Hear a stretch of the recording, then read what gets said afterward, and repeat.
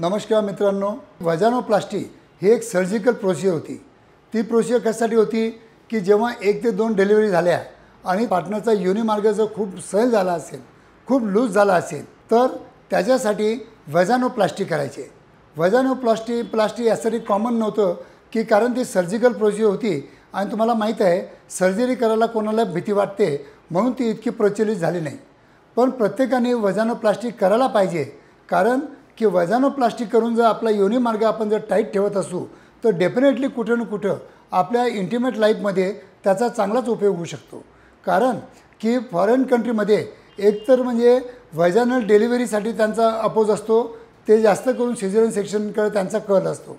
कारण की वजानल डिलिव्हरी झाली तर त्यांना कुठेतरी असं वाटतं की पुढं आपलं जे आपलं आयुष्य आहे, लैंगिक आयुष्य आहे, जे 15 ते 20 वर्ष आपल्याला चांगलं एन्जॉय करायचं आहे, तर कुठे ना कुठे आपल्या एन्जॉयमेंटमध्ये कमतरता येईल म्हणून जास्तीत जास्त ते लोक सिझेरियन सेक्शनकडे त्यांचा भर असतो।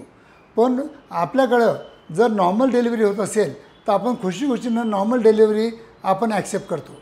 पण नॉर्मल डिलिव्हरी 1 ते 2 झाल्यानंतर हा वजानल जो पार्ट असतो हा लूज होऊन जातो आणि कुठे त्याची इलॅस्टिसिटी कमी होते आणि त्याच्यामुळे कुठे ना कुठे आपल्या पार्टनरला प्रॉपर ग्रिप न मिळाल्यामुळं कुठे ना कुठे त्यांच्या सेक्शुअल लाईफमध्ये बाधा येऊ शकते।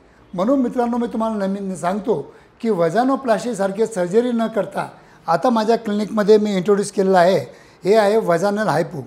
वजानल हायपो म्हणजे खूप सोपी पद्धत आहे, नॉन सर्जिकल प्रोसिजर आहे, काही याचे दुष्परिणाम नाही आहेत आणि हे रॉड आम्ही कंडम लावून आम्ही योनी मार्गामध्ये टाकतो आणि हे बटन दाबलं की हे रॉड 360 डिग्रीमध्ये पूर्ण साईडला शॉक्स देतं आणि त्याच्यामुळे काय होतं की तिथलं सिक्रेशन वाढतं, तिथली वजनाची हेल्थ चांगली नॉर्मल होते, टायटनिंगसाठी मदत होते आणि त्याच्यामुळं तुमचं जे की सेक्शुअल लाईफ लूज वजनामुळं किंवा सैल झाल्यामुळं जर डिस्टर्ब होत असेल तर ते नॉर्मल करण्यासाठी या वजानल हायपोचा आपण चांगलं आपल्या लैंगिक आयुष्यासाठी उपयोग करून घेऊ शकतो।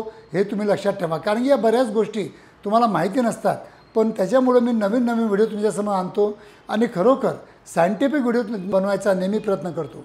आणि खरोखर माझे सायंटिफिक व्हिडिओ तुम्हाला आवडत असतील तर लाईक करा, शेअर करा, आपल्या मित्रांना पाठवा, आपल्या मैत्रिणींना पाठवा, जेणेकरून त्यांना पण या ज्या नवीन पद्धती आहेत जे आपल्या समाजामध्ये लेडीजला अजिबात माहीत नाहीत त्याच्याबद्दल कल्पना जर झाली तर मला वाटतं कुठे ना कुठे त्यांना पण उपयोग होईल।